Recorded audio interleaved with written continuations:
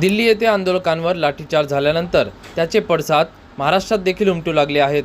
उद्या महाराष्ट्र बंदची हाक देण्यात आली असून वंचित बहुजन आघाडीसह इतर संघटना यामध्ये सहभागी होणार असल्याची माहिती परभणी येथे घेतलेल्या पत्रकार परिषदेमध्ये दिली आहे।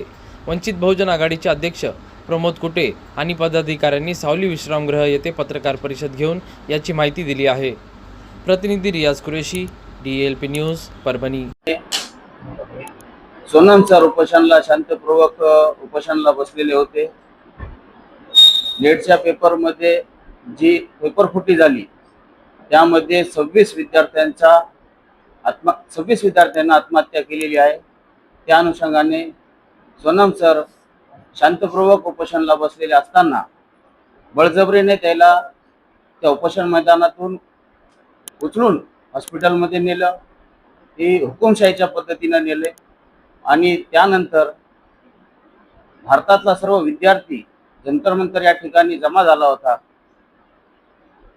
आणि त्यानंतर या देशाचे पंतप्रधान हुकुमशाहीच्या पद्धतीने त्या विद्यार्थ्यांवर लाठीचार्ज करत आहेत, अनेक त्याचे हत्यार वापरत आहेत आणि जे पोलीस प्रशासन आहे ते सत्य खरंच पोलीस आहे का आपल्या RSSच्या वर्दीतले गुंडे तुम्ही त्या जंतर मंतरवर सोडून त्या विद्यार्थ्यांना अत्यंत वाईट परिस्थितीमध्ये लाठीचार्ज केलेला आहे। त्या अनुषंगाने आदरणीय बाळासाहेब आंबेडकरांनी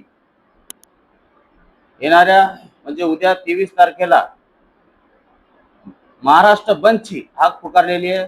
त्या निमित्ताने आज आम्ही पत्रकार परिषद घेऊन सर्व परभणीकरांना आवाहन करत आहोत की उद्या ठीक 11 वाजता आपण सर्वांनी उपोषण मैदान या ठिकाणी पोहोचावे।